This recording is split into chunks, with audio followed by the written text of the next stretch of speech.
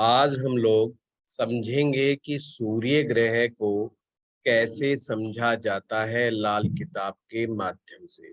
इससे पहले हमने बृहस्पति ग्रह को समझा था। अभी हम ये कर रहे हैं कि कैसे हम समझें कि कोई ग्रह हमारा अच्छा या बुरा किस प्रकार से हो जाता है।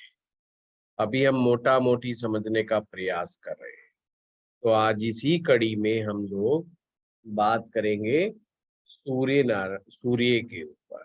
सूर्य को लाल किताब ने कहा है कि वो राजा है, तपस्वी है, पालन करता है, एक प्रकार से भगवान श्री हरि विष्णु का रूप है। अगर हमें सूर्य को बहुत अच्छे ढंग से समझना है तो हमें भगवान श्री हरि विष्णु जी की शक्तियों के बारे में समझना होगा, तो हम सूर्य की क्षमता को समझ पाएंगे। वैदिक ज्योतिष में हमने पढ़ा है कि सूर्य 9 ग्रहों में राजा है, तो यहाँ पर भी उसको राजा की संज्ञा ही दी गई है। बेशक बृहस्पति का नंबर 1 आता है, नंबर 2 पर सूर्य की पोजीशन आती है। ये सीरीज भी आप चाहें तो याद रख लो, नहीं भी याद रखोगे कोई ज्यादा फर्क पड़ेगा नहीं कि बृहस्पति पहले आएगा कि सूर्य पहले आएगा। हमारा काम तो है सीखना कि जन्म पत्रिका में बैठे हुए सूर्य को देख करके हम कैसे समझें ये अच्छा है या बुरा रिजल्ट देगा। इसी को समझने के लिए आपने ऐसे समझना है, आप लोगों की जन्म पत्रिका में सूर्य जहां पर भी बैठा हुआ है, किसी भी हाउस में बैठा हुआ है, तो ये ऐसे इमेजिन करना है कि श्री हरि विष्णु उस स्थान पर बैठे हुए हैं और किस स्थान के ऊपर सूर्य को अच्छा माना जाता है, इस बात को आप लोग नोट कर लें। वैसे ही लिख लेंगे हम ये दिखाऊं? वैसे ही लिख लेंगे सर। लिख लेंगे, चलो। जी। बहुत आसान तरीके से समझाऊंगा। जन्म पत्रिका के फर्स्ट हाउस यानी कि पहला घर, तीसरा घर, चौथा घर, पांचवा घर और 9वां घर, 9th हाउस। फिर से दोबारा रिपीट कर रहा हूं। पहला घर, तीसरा घर, चौथा घर, पांचवा घर और 9वां घर, इस स्थान के ऊपर बैठा हुआ सूर्य अच्छा माना जाएगा। पर अब यहाँ पर ध्यान रखना, लाल किताब में हर जगह नियम और शर्त लगा रखी है। वैसे तो वैदिक ज्योतिष में भी हर ग्रह की नियम शर्त होती है, इसी प्रकार से यहाँ पर भी नियम शर्त है, वो भी मैं आपको बताऊंगा, है ना। कुछ लोग खुश हो गए कि आहा मजा आ गया, हमारा तो यही बैठा है 1 3 4 5 9 में ही बैठा है, तो बहुत अच्छी बात है। अब इसके विपरीत जो हाउस बच गए, वहां पर बैठ करके सूर्य मंदा फल दे सकता है। बचा कौन सा भाव है? दूसरा बच गया, छठा बच गया, 2 6 7 8 10 11 और 12, यहाँ पर मंदा फल। पर अब शर्त नियम क्या है? अच्छा वॉल्यूम बढ़ा दूं, अभी बढ़ा दूं, वॉल्यूम मेरी ठीक है राजेश जी। अच्छा वो मेरी खुद के गले की वॉल्यूम थोड़ी देर में बढ़ जाएगी ऑटोमेटिक, जोश आने दो, है, जोश आने दो अभी। अभी शुरुआत की है, अभी सूर्य जागने दो। अकेला बैठे हुए सूर्य को लाल किताब अच्छा नहीं मानती। अगर किसी व्यक्ति की जन्म पत्रिका में सूर्य किसी भी भाव में बैठा हो और यदि वो अकेला बैठा हुआ है तो वो अच्छा नहीं माना जाता। क्यों नहीं अच्छा माना जाता? अब यहाँ पर एक पॉइंट और नोट करने वाली बात है, सूर्य हमेशा प्रयास करता है जब भी मुसीबत में फंसने को हो तो अपनी मुसीबत दूसरे पे डाल देता है। समझना बात को, जब भी सूर्य पर आफत आएगी तो वो अपनी मुसीबत दूसरे को दे देगा, यानी कि जो ग्रह उसके साथ बैठता है वो अपनी मुसीबत के समय में दूसरे को ट्रांसफर कर देता है अपनी आफत और खुद बच जाता है। यानी कि उसका प्रयास ये रहता है कि मैं बच जाऊं, चाहे कुछ हो जाए। जैसे आप चेस में भी देखते हो ना, राजा किस तरीके से वर्क करता है, किंग। वो अपने आप को बचाने के लिए चाहे प्यादा मरवा दे, चाहे वजीर मरवा दे, चाहे घोड़ा मरवा दे, चाहे ऊंट मरवा दे, कुछ भी मरवा सकता है। आदमी राजा को बचा के रखता है। इसी प्रकार से हमारी जन्म पत्रिका में बैठा हुआ सूर्य भी अपने आप से खराब नहीं होता या अपने आप से नीच नहीं होता। ये जब ही होगा जब सूर्य के पास कोई दूसरा ग्रह नहीं है अपनी आफत दूसरे को देने के लिए, या इंसान खुद अपनी हरकतों से सूर्य को खराब करता है। ये ध्यान रखिएगा, इंसान अपनी हरकतों से सूर्य को खराब करता है। अब क्या चीज ऐसी है कि जो सूर्य को खराब कर सकती है? तो लाल किताब दो बात बड़ी मुख्य रूप से कहती कि बेशक आपकी कर्ण जन्म पत्रिका में सूर्य कितने ही अच्छे हालात में क्यों ना बैठा हुआ, कितने ही अच्छे हालात में क्यों ना बैठा हुआ हो, अगर उस व्यक्ति में दो प्रॉब्लम है। पहली प्रॉब्लम ये है कि अपनी जबान पर कायम ना रहना या झूठ ज्यादा बोलने का आदी। मैंने ज्यादा शब्द लगाया है, कई लोगों को देखते हो ना आप, एक शब्द इस्तेमाल करते हैं कंपल्सिव लायर। वो बिना मतलब छोटी छोटी बातों में भी झूठ बोलते रहेंगे, चाहे वो थोड़ी देर बाद में ही पकड़े जाएं, और बिना मतलब झूठ, अनायास झूठ। तो लाल किताब क्या कह रही है कि अगर चाहे सूर्य कितनी भी अच्छी सिचुएशन में क्यों ना बैठा हो तो सूर्य खराब हो जाएगा। दूसरा क्या बताया है? चरित्रहीनता। ये दो चीजें सूर्य को खराब कर देती है, विशेष करके खराब करती है। मतलब बाकी कई चीजें और भी हैं जो सूर्य को डैमेज पहुंचा सकती हैं, पर सबसे बड़ा डैमेज अगर कोई लगता है सूर्य को तो इन दो वजहों से लगता है। लाल किताब की फिलॉसफी कहती है कि कोई इंसान का सूर्य कितना भी खराब क्यों ना पड़ा हो, अगर वो चाहे तो अपने सूर्य को ठीक रख सकता है। देखो कितने कमाल की बात है। बिल्कुल लाल किताब कर्मा पे बहुत बिलीव करती है, और खास करके क्रियामान कर्मा पे बहुत ज्यादा बिलीव करती है। क्रियामान कर्मा मीन्स जो day to day routine life में हम लोग कार्य करते हैं, जो हम कर्म करते हैं, उसमें हम कैसा, वाली लाइट जला दे बेटा, उसमें हम कैसा कर्म कर रहे हैं उस बात पर हमारे ग्रह की ताकत निर्भर करती है। तो दो कामों के लिए लाल किताब बिल्कुल मना कर रही है अगर किसी को अपना सूर्य ठीक बना के रखना। जैसे मान लीजिए अभी यहाँ पे लिखवाया गया कि सप्तम भाव में यदि सूर्य हो, क्योंकि सातवां घर का मंदा बताया गया ना सूर्य के लिए, छठा, सातवां, आठवां। ध्यान देते रहो, मैं बार बार समझा इसलिए रहा हूं, अगर किसी ने नोट नहीं किया तो नोट करे। दूसरा, छठा, सातवां, आठवां, ये मंदे भाव है सूर्य के लिए। यहाँ पर वो कुछ ना कुछ गड़बड़ करता है। तो अगर मान लीजिए किसी का सप्तम भाव में सूर्य बैठा हो तो यहाँ पर क्या करता है, वो मैरिज लाइफ डिस्टर्ब कर देता है, खास करके अगर अकेला बैठा है तो, विशेष करके। परंतु अगर बुध बैठ जाए तो फिर वो शर्त लागू नहीं होगी। अगर सप्तम भाव में सूर्य अकेला बैठ जाए तो मैरिज लाइफ को डिस्टर्ब कर देगा।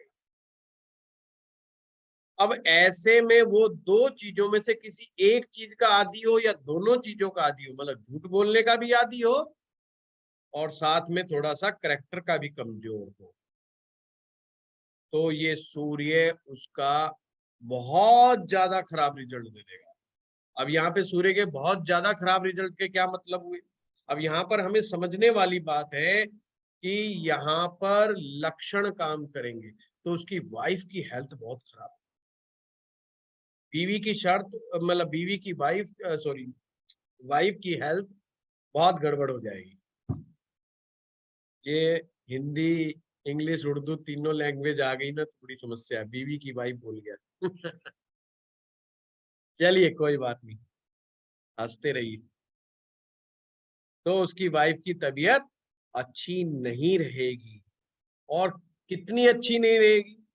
जितना ज्यादा ये व्यक्ति झूठ बोलता चला जाएगा, करेक्टर कमजोर करता चला जाएगा, उतनी ही तबीयत में और गड़बड़ियां होती चली।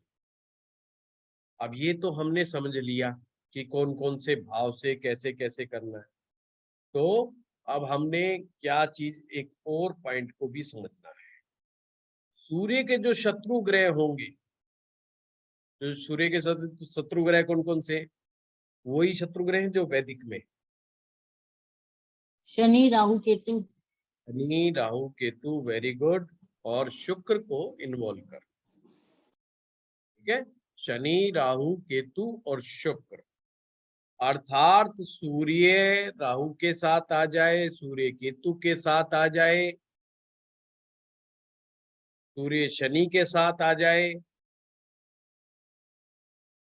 सूर्य शुक्र के साथ आ जाए, तो सूर्य डिस्टर्ब हो जाता है। अब यहाँ पर एक बड़े काम की बात लास्ट बाद में लिखना। क्या लिखोगे? जो अच्छे भाव मैंने बताए हैं सूर्य के लिए, कौन कौन से बताए हैं? 1, 3, 4, 5 और 9। अगर इनमें इनका शत्रु ग्रह भी साथ बैठा है तो ये इतना बुरा परिणाम नहीं देंगे। नियम तो ये था कि अगर इन भाव में आ जाए, मान लीजिए किसी व्यक्ति का सूर्य और शुक्र एक साथ बैठ गए, और वो बैठ जाए मान लो चौथे भाव में बैठ गए, फोर्थ हाउस में बैठ गए, या तीसरे भाव में बैठ गए, या नौवें भाव में बैठ गए, या पहले भाव में बैठ गए, तो सूर्य का शत्रु शुक्र साथ में बैठा हुआ है, पर यहाँ पर उसका मंदा फल नहीं प्राप्त होगा। इसका सूर्य का मंदा फल प्राप्त नहीं होगा। पर यहाँ पर एक चीज को हमने हमेशा ध्यान में रखना पड़ेगा, वर्ष फल में जब भी सूर्य कहीं पर गड़बड़ाएगा तो नियम वही याद रखना, सूर्य अपने ऊपर आई हुई मुसीबत खुद पर नहीं लेता, वो साथ वाले ग्रह के ऊपर डाल देता है। अब साथ वाला ग्रह कौन हो? शुक्र। तो मुसीबत कौन लेगा? शुक्र लेगा। शुक्र लेगा। अब यहाँ पर हमने जिन लोगों ने भी वैदिक ज्योतिष पढ़ा हुआ, एकदम से दिमाग में आ जाना चाहिए, शुक्र से रिलेटेड जैसे पत्नी है, शुक्र से रिलेटेड है, शुक्र से रिलेटेड बीमारियां और पत्नी, इन दो चीजों पर बुरा प्रभाव छोड़ सकता है परिवर्ष फल में जब गड़बड़ा है। ये ध्यान रखना, ऐसे नहीं गड़बड़। मान लीजिए सामान्य हालत के अंदर सूर्य शुक्र इकट्ठे बैठे हैं तो कोई दिक्कत वाली बात नहीं है, क्योंकि वो 1, 3, 4, 5 और 9 भाव में बैठे हैं। जबकि यही सूर्य और शुक्र मान लीजिए अष्टम भाव में बैठ गए, या सातवें में बैठ गए, या छठे में बैठ गए, तो ये खुद क्या करेगा? अपनी जितनी भी मुसीबत है, मतलब इसे अपना खुद का जितना भी गुस्सा सारा शुक्र पे डाल, तो शुक्र बिल्कुल डिस्टर्ब हो जाएगा। अब शुक्र के डिस्टर्ब होने से ऐसे आदमी की शादी होने में बड़ी तकलीफें आती, शादी होने के बाद मियाँ बीबी के अंदर, हस्बैंड वाइफ के अंदर बनती नहीं है, दोनों की रिलेशनशिप बनाने में दिक्कतें आती है। ध्यान रखिएगा, सूर्य जब भी शुक्र के ऊपर अपनी मुसीबतें छोड़ेगा, शुक्र से रिलेटेड तकलीफ बहुत ज्यादा बढ़ जाएगी। जैसे सेक्सुअल डिसऑर्डर पुरुषों के अंदर होना, लेडीज में गायनी प्रॉब्लम होना, बात बात पे झगड़ा करने की प्रवृत्तियां होना, वाइफ के साथ रिलेशनशिप अच्छे ना रहना, या वाइफ उसकी बातों से नाराज रहे, मतलब वो कुछ ना भी करे तो भी नाराज ही रहे, मतलब वो किसी ना किसी चीज को लेकर के, अपने हस्बैंड की किसी आदत को लेकर के या किसी और चीज को लेकर के वो उससे अंदर ही अंदर खफा रहे।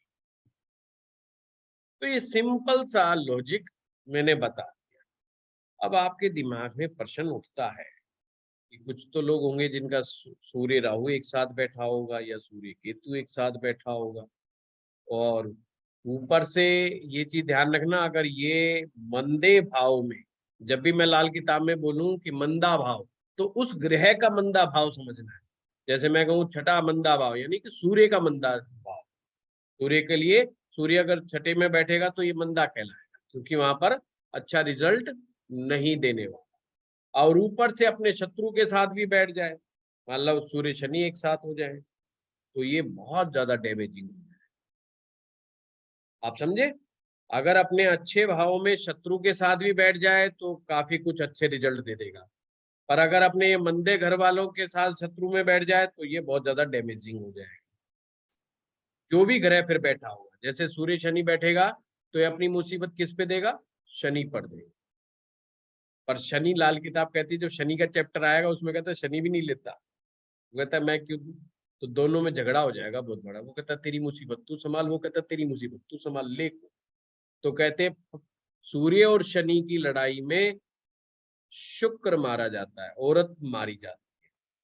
यानी किसी पुरुष की कुंडली में सूर्य शनि एक साथ हो जाएं तो घर की औरत के ऊपर परेशानी आ जाती है, कि सूर्य शनि पर डालता है और शनि का परम मित्र शुक्र है, और शनि क्या करता है? अपने मित्र को अपनी प्रॉब्लम दे देता है। तो जाकर के नेट सेल में शुक्र के ऊपर पड़ती है। अगर वो शादीशुदा नहीं है, जिनका सूर्य शनि साथ है, अगर वो शादीशुदा नहीं है तो माँ रहेगी, क्योंकि जब तक बच्चे की शादी नहीं तो माँ रहेगी घर में, तो माँ दुखी रहेगी, और शादी होने के बाद बीवी दुखी रहेगी। लाल किताब में सीधे सीधे सटीक सटीक से पॉइंट है, बस वो हमें याद रखने हैं। हाँ अरविंद जी। गुरुजी, अगर जैसे छठा घर है, छठा घर जो है पाप घर बोला जाता है, और उसमें सूर्य और शनि एक साथ रहे, हाँ हाँ, तो उस केस ये में उसका अच्छा नहीं माना जाता। ओके। छठा भाव में अगर ध्यान रखिएगा, पूछ लिया वैसे तो मैं बीच में नहीं बताऊंगा सूर्य और शनि अगर छठे में बैठ जाए तो ये ध्यान रखना, ये अच्छी चीज नहीं मानी जाती। अब अच्छे के मतलब समझ लीजिए कुछ। अगर वो शादीशुदा आदमी है, पहली बात तो सूर्य शनि में ना तकलीफें बहुत आती है मैरिज लाइफ के। अगर वो शादीशुदा आदमी है तो उसकी पत्नी का स्वभाव बहुत गर्म हो जाएगा, बहुत डोमिनेटिंग, और वो किसी से खुश नहीं रहेगी। किसी से खुश ना रहने का मतलब है घर के पुरुष से किसी से भी, ना अपने हस्बैंड से, ना अपने बेटे से, ना अपने ससुर से, मतलब वो किसी से मतलब खुश नहीं फील करेगी अपने आप। कुछ का मतलब किसी ना किसी बात को लेकर के पुरुष के बारे में उसकी कंप्लेंट रहेगी, और रहेगी तो वो मुसीबत किस पे आनी है? आदमी पे ही आनी है। अगर वाइफ मन से उदास है या दुखी है तो वो प्रॉब्लम उसी के ऊपर। कुल मिलाकर के ये सूर्य शनि कॉम्बिनेशन अच्छा नहीं है। चलो किसी का भी आ गया, तो अब इसका कुछ प्रिकॉशंस कहे हैं। प्रिकॉशन क्या है कि जति और सती, ये याद रखना, कविताओं के रूप में लाल किताब याद कर लोगे तो बहुत सुखी रहोगे, टेंशन नहीं रहेगी। जति और सती का सूर्य अच्छा रहता है। अब मान लीजिए किसी व्यक्ति के सूर्य के साथ उसका शत्रु ग्रह बैठ गया, तो उसको क्या क्या चीज करनी? पहला तो रूल ये याद रखना है, जति का मतलब होता है ऐसा व्यक्ति जो एक पत्नी व्रतधारी होता है, जो अपनी पत्नी के अलावा कहीं किसी से संबंध नहीं स्थापित कर, उसे पुरुषों में जति कहा गया है, जति वाला व्यक्ति। और सती स्त्रियों में, वो तो आप सबको एकदम सती के बारे में तो बहुत सुना होगा। पतिव्रता नारी को, यानी कि अपने पति के अलावा किसी भी पर पुरुष के बारे में जो विचार महिला ना करती हो उसे सती कहा गया है। यानी स्त्रियों में कोई सती की तरह रहती हो और पुरुषों में व्यक्ति जति की तरह रहता हो तो सूर्य अच्छा असर देता है। ये तो पहली चीज थी। अब दूसरा पॉइंट हमने नोट करना है। हम नमक का इस्तेमाल करते ही करते हैं और नमक में भी हमारे यहाँ पर 3 प्रकार के नमक विशेष रूप से घर में उपयोग होते हैं। एक नमक होता है जिसे हम सेंधा नमक कहते हैं, जिसे पहाड़ी नमक भी बोलते हैं। आपने भी बिकते हुए देखा होगा, बड़े बड़े वो पत्थर की तरह वो बिकता है, हल्का सा मतलब सफेद और गुलाबी पिंक शेड लिए हुए। आजकल कंपनियां भी बड़ी बड़ी लेके आ रही हैं पिंक साल्ट, हिमालयन साल्ट, वही वाला साल्ट या सेंधा नमक, सब पहाड़ी नमक जिसे, जैसे पाकिस्तान में सिंध का जो क्षेत्र है वहां पर भी ये नमक। बेटा ये मोबाइल देख किसका है।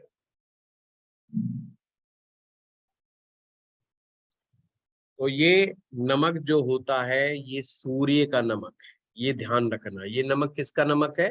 सूर्य का नमक। हमेशा याद रखिएगा, हमेशा काम आएगा। लाल किताब बहुत सारे कंसेप्ट आपके ठीक कर देगी। आपने सुना होगा उपवास के समय जो खाना बनता है, जब उपवास को हम रात में हम तोड़ते हैं, उपवास को पूर्ण समापन करते हैं, तो हम सिर्फ सेंधा नमक का इस्तेमाल करते हैं। अभी नवरात्रे आएंगे जब जो है श्राद्ध पक्ष के बाद, तो बहुत सारी महिलाएं घर में सेंधा नमक मंगवाएंगी।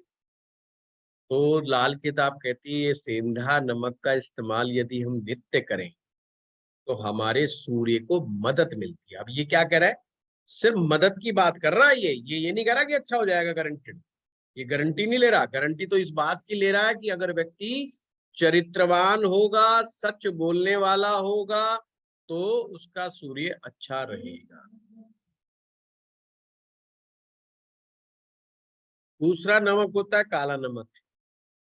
जो काला नमक है वो शनि है। तो ये चीज हमें समझ में आ गई।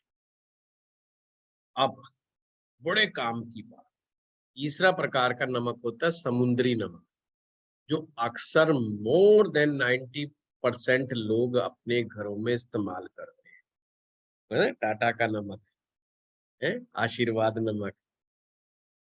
मतलब कहने का मतलब जो समुद्र के पानी से बनाया गया नमक जो होता है, जो अक्सर इस समय सबसे ज्यादा वही हिंदुस्तान के घरों में कर रहा है, इस्तेमाल किया जा रहा है। ये वो नमक है जो सूर्य को कमजोर करता है। आपको मैंने वैदिक क्लास में भी ये बताया होगा कि सूर्य नमक खाए, नमक कम खाए। कम नमक खाने से सूर्य ठीक रहता है। नमक का ज्यादा सेवन ना करें। पर लाल किताब और भी अच्छे से आपको डिफाइन कर रही है कि कौन से वाला नमक खाना है और कौन सा नहीं खाना है। इसका मतलब जो व्यक्ति कई कई वर्षों के साथ से समुद्री नमक को खा रहे हैं, उनका सूर्य का प्रभाव ऑटोमेटिक कम होता जा रहा है, धीरे धीरे कम होता चला। अगला क्या नियम है? दिन के समय में पति पत्नी फिजिकल रिलेशनशिप ना बनाए, उससे भी सूर्य खराब हो जाता है। जो लोग सुबह देरी से उठते हैं, मान लो गर्मियों के समय भी 8 बजे 9 बजे उठ रहे हैं, 10 बजे उठ रहे हैं, जिन्हें आज के समय में प्रॉस्पेरिटी की निशानी माना जाता है कि भाई लेट से उठ रहा है अमीर आदमी, वो गलत है। उसका सूर्य कमजोर हो जाएगा। और सूर्य कमजोर होने से बड़ा दुष्परिणाम क्या होता है? उसकी कही गई बात का वजन कहीं पर नहीं होता, कि उसकी कोई मानता नहीं है, उसकी कोई सुनता नहीं है। वो किसी को कितना कुछ कहता रहता है, सो सामने वाला सुनता ही नहीं, उसका प्रभाव क्षेत्र कम होता चला जाता है। यश मान सम्मान ये सूर्य है। कोई व्यक्ति कितना यश प्राप्त करेगा, कितना वो रिस्पेक्ट प्राप्त करेगा, जितना अच्छा सूर्य होगा वो डिसाइड करेगा कि कितना उसको जीवन में रिस्पेक्ट मिलती है। सेल्फ कॉन्फिडेंस, ये साथ में निशानियां भी समझो। जिसमें सेल्फ कॉन्फिडेंस की कमी है, इसका मतलब सूर्य कमजोर है। जो आपके पास आके कहता है कि मैं सभी की करता हूं, परंतु मेरे को कोई मदद नहीं देता है, मेरे को कोई मेरी मदद को रेस्पेक्ट नहीं करता है, ग्रेटिट्यूड व्यक्त नहीं करता है, तो समझ लेना सूर्य थोड़ा सा कमजोर है। ये निशानी है। और अगर बचपन में किसी, आपने देखा होगा बच्चों के सोते समय ना, यहाँ से मुख से लार अगर टपकने लगती है, सोते ना एक तरफ तो मुंह से लार निकलती रहती, ये सूर्य के कमजोर होने का लक्षण है, ज्यादा कमजोर होने का। और अगर बड़ा होने पर भी अगर मुंह से लार निकल रही है तो सावधान हो जाएं, ये सूर्य के खराब होने की पक्की, सूर्य काफी ज्यादा गड़बड़ा गया है, ये काम नहीं कर पा रहा ढंग से। जिनका सूर्य कमजोर होता है वो जिम्मेदारियों से भी दूर भागते हैं, जिम्मेदारियां उठाने से डरते हैं, रिस्पॉन्सिबिलिटी लेने से डरते हैं, लीडरशिप की कमजोरियां उसमें आ जाती हैं। अब मैं एक आपके सामने स्क्रीन, तो पीपीटी लगा दी थी ना, अगर नट सेल में सूर्य को समझना है तो इस प्रकार से समझेंगे। 12 घरों में प्रभाव, ये गलत लिख दिया, कोई बात नहीं, आप सिर्फ कविता पे ध्यान दो। राजा, तेज, तपस्वी और विष्णु भगवान, यानी कि जो राजा है, जो तेजस्वी है, जो तपस्वी है, और जो विष्णु भगवान है, वो सूर्य का ही रूप होते हैं, यानी सूर्य के समकक्ष है। तो ये चीज याद रखना, 4 चीजें, राजा, तेज, तपस्वी और विष्णु भगवान, ये सूर्य का ही रूप है। और कौन कौन है सूर्य के रूप? तांबे का पैसा, इसलिए आपको लाल किताब में रेमेडी आएगी, जब सूर्य को हमने उसके दुष्प्रभाव को कम करना होता है तो तांबे के पैसे को जल प्रवाह करने के लिए बोला जाता है, या तांबे से, या तांबे के पैसे से, या तांबे के बर्तन से सूर्य की रेमेडी की जाती है कई बार। तो ये कहता है तांबे का पैसा, अकल सूर्य की पहचान, यानी जो हमारी अकल है। और यहाँ पर लाल किताब कह रही है कौन सी अकल? दूसरों पर शासन करने की अकल, दूसरों से काम करवाने की अकल, दूसरों को आदेश देने की अकल, दूसरों से किस तरीके से टैक्टफुली काम करवाया जाए, दूसरों को अपने साथ कैसे मिलाया जाए, दूसरों को, सभी व्यक्तियों को अपने साथ लेकर के कैसे चला जाए, वो लीडरशिप वाली बात हो रही है। ये वाली अकल, यहाँ ध्यान रखना, ये वाली अकल सूर्य का रूप है। यदि किसी व्यक्ति में इस तरह की अकल है, उसमें लीडरशिप क्वालिटी है, दूसरों को साथ लेकर के चल सकता है, दूसरों से काम करवा सकता है,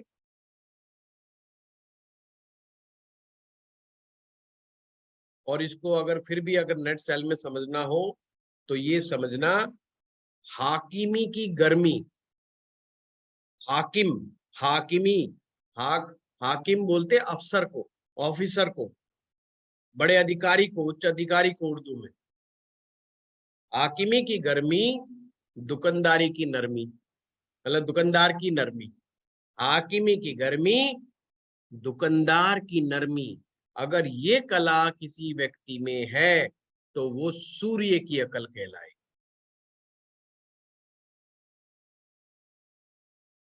ये चीज तो बड़े आसानी से याद हो जाएगी।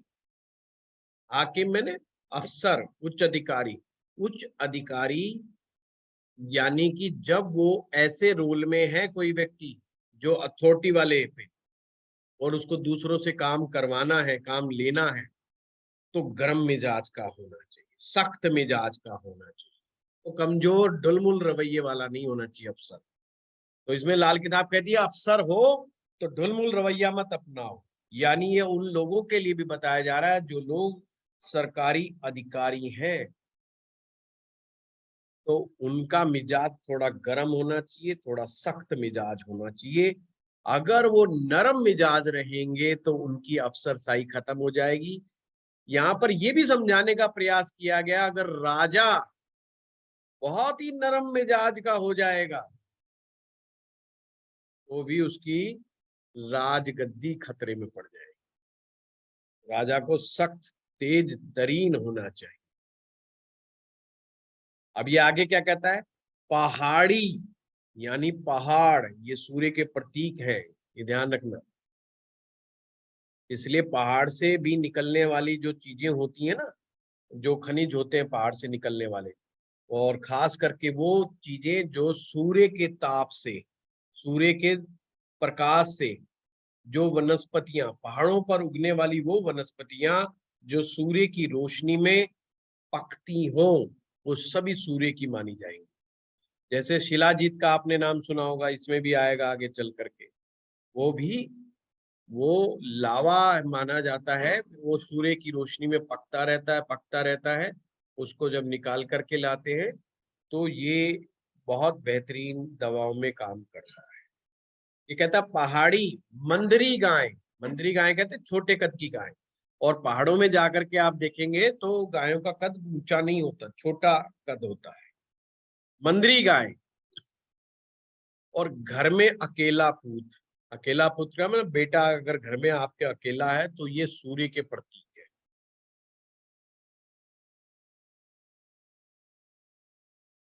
दफ्तर का बाबू यानी कि सरकारी महकमे में काम करने वाला, कोई क्षत्रिय या राजपूत यानी कि योद्धा जिसमें युद्ध लड़ने की कला जिसे आती हो। क्षत्रिय, पहले राजा क्षत्रिय ही होते थे अक्सर, आज तो ये सिस्टम बदल गया है, ऐसी कोई जो वो नहीं है, कोई भी बन सकता है। तांबा, गुड़, मांस, तांबा, गुड़, गेहूं, ये मासिक लिख दिया, मेंसिल आना चाहिए यहाँ पे। तांबा, गुड़, गेहूं, शिलाजीत और सरकार यानी कि गवर्नमेंट, ये भी सूर्य का ही रूप है।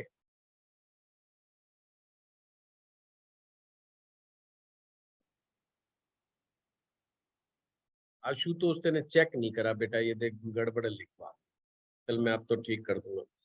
इसमें से देख के ना लिखे, जो मैं बोल रहा हूँ वही लिखना है। बंदर, भूरी कीड़ियां, जो भूरे रंग की कीड़ियां होती हैं, जो एक तो बिल्कुल काले रंग की कीड़ियां होती है, जब आप रेमेडी करेंगे ना तो ये बहुत काम आएगी ये चीजें। आपको इसलिए मैं पढ़ा रहा हूँ, अभी से समझ सीख जाएंगे तो रेमेडी करना बहुत आसान हो जाएगा लाल किताब में। अगर सूर्य को ठीक करना होगा तो आपको भूरे रंग की चींटियों को खांड डालनी होगी, बुरा डालनी होगी, है जैसे मान बुरा जो होती है ये शुक्र का प्रतीक होती है। अब अगर सूर्य शुक्र साथ बैठे हैं और शुक्र बड़ा परेशान है तो भूरे रंग की चींटियों को सुबह सुबह खांड डाल दें तो उससे स्थिति ठीक रहती है, सूर्य शुक्र का दुष्प्रभाव जो होना था वो नहीं होता है। तो भूरे रंग की चींटियां और बंदर, बंदर में भी लाल मुंह वाले बंदर जो होते हैं खास करके, ये सब सूर्य का प्रतीक है। राजा, किंग, रथ असवार यानी कि वो व्यक्ति जो रथ पर चलने वाला होता है। आज के समय में आप इसको ऐसा समझना, अगर आपके पास गाड़ी है और गाड़ी में ड्राइवर है, यानी कि आपकी गाड़ी को ड्राइवर चलाता हो और आप पीछे बैठने वाले लोग, तो आप राजा के प्रतीक हैं यानी कि सूर्य के प्रतीक है। अब यहाँ पर बड़ी काम की बात, जिनके घरों में ड्राइवर है बहुत अच्छी बात है, जिनके घर में ड्राइवर नहीं है वो खुद ही चलाते हैं, मेरे जैसा व्यक्ति खुद ही चला लेता है, तो ये कहता है कि ये पक्के सूर्य की पहचान नहीं है। पक्के सूर्य की पहचान वो होगी कि व्यक्ति अक्सर गाड़ी में जाए और पीछे बैठे, और चाहे वो अकेला ही चल रहा हो, वो आगे नहीं बैठेगा, उसकी आदत होगी। जिसका सूर्य अच्छा होगा वो आगे नहीं बैठ के जाएगा, वो हमेशा पीछे बैठेगा और ड्राइवर गाड़ी चलाएगा।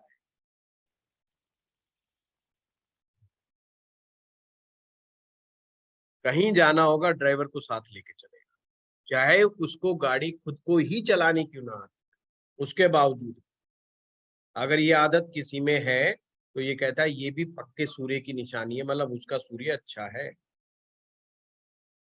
भूरे रंग की भैंस, ये भूरा रंग मैं आपको बता दूं, ये काला नहीं होता रंग, भूरा रंग उसे कहते हैं, जैसे शहद का रंग समझो आप, रेडिश और ब्लैक, ब्लैक में थोड़ा रेड मिला दिया जाता है ना, वो उस टाइप का भूरा रंग की। सर हाँ सर, ये जो आपने भूरी चींटियां बोली, ये लाल चींटियां जिनको बोलते हैं वही होती हैं या भूरी अलग हाँ, होती बस वही। एक तो काली चींटियों को नहीं डालना है, लाल चींटियां कह लो आप, ठीक उसे ही है भूरी कह देते हैं। जी, थैंक यू सर। क्योंकि वो प्रॉपर लाल तो होती नहीं, अगर आप ढंग से देखेंगे तो एग्जैक्ट लाल तो नहीं है, उन्हें ही भूरा रंग कहते हैं, शहद के जैसा रंग। ये ऐसे ही भूरे रंग की भैंस होती है। न्योला, न्योला यहाँ पे नेवला से है, नेवला जो होता है, और सांप जो है वो राहु है। तो यहाँ पे लिखा है भूरे रंग की भैंस नेवला, न्योला लिखा है पर इसमें आप नेवला लिख लेना। काली गाय, काले रंग की जो गाय होगी, ये भी सूर्य का प्रतीक है।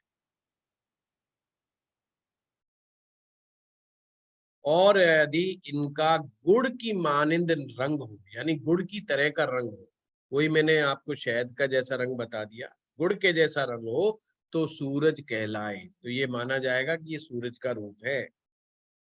अपना आप, यानी आप स्वयं, आपकी आत्मा, बाजरा और दिन का समय और हिसाब किताब का हुनरमंद व्यक्ति। अब यहाँ पर हुनरमंद हिसाब किताब का उस आदमी को कहा है जो ग्रेटिट्यूड वाला व्यक्ति हो। ध्यान रखिएगा, जब भी सूर्य के लिए हुनरमंद कहा जाएगा तो जो ग्रेटिट्यूड को मानने वाला हो, या एहसानमंद हो, यार इस फलाने आदमी ने मेरी मदद की थी, मैं नहीं भूलूंगा इस व्यक्ति को, मुझे मौका जब भी लगेगा मैं इसकी मदद करूंगा। अगर जिस व्यक्ति में ग्रेटिट्यूड की भावना ज्यादा है तो सूर्य उसका अच्छा होता है, यानी हिसाब किताब बहुत रखता है, कब किसने उसके मदद की। अगर कोई भी उसकी मदद करता है, किसी समय भी उसके सामने पास आके खड़ा होता है, उससे मित्र भाव रखता है, तो व्यक्ति हमेशा उसकी हेल्प करता है। रसम पुरानी, तेज फल, हाकम रोब वेदार, यानी जो पुराने ट्रेडिशन को नहीं छोड़ता, जो हमारे घर परिवार पूर्वजों के जो ट्रेडिशन चले आ रहे हैं, जो उनको नहीं छोड़ता, तो सूर्य का फल तेज हो जाता है। और ऐसा व्यक्ति अगर अफसर बनता है तो बहुत तेजस्वी होता है और रोबदार होता है, उसका प्रभाव क्षेत्र बहुत बढ़ जाता है। अब ये जितनी भी बातें मैंने लिखवाई है, ये सभी का सभी सूर्य का रूप है।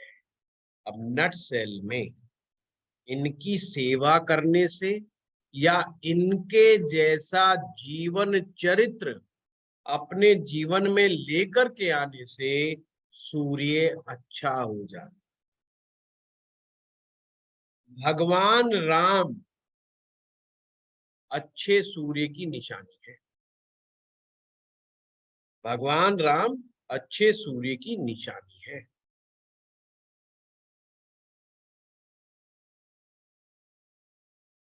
बाकी आप सभी लोग वैदिक में आप लोगों ने काफी डिटेल से पढ़ा है सूर्य को, इसलिए मैं मोटा मोटी ही बता रहा हूँ कि सूर्य से क्या क्या परेशानियां आ जाती हैं और क्या क्या नहीं होती है और किस भाव में सूर्य किस तरह से रिजल्ट देता है, ये चीज आप लोगों को समझ में आ रही है। अब आप में से कोई व्यक्ति कहता है कि और क्या प्रिकॉशंस ले सकते हैं, तो लाल किताब कहती है भाई आपको अगर अपना सूर्य ठीक रखना है तो आप सूर्य के मकान को चूज करें।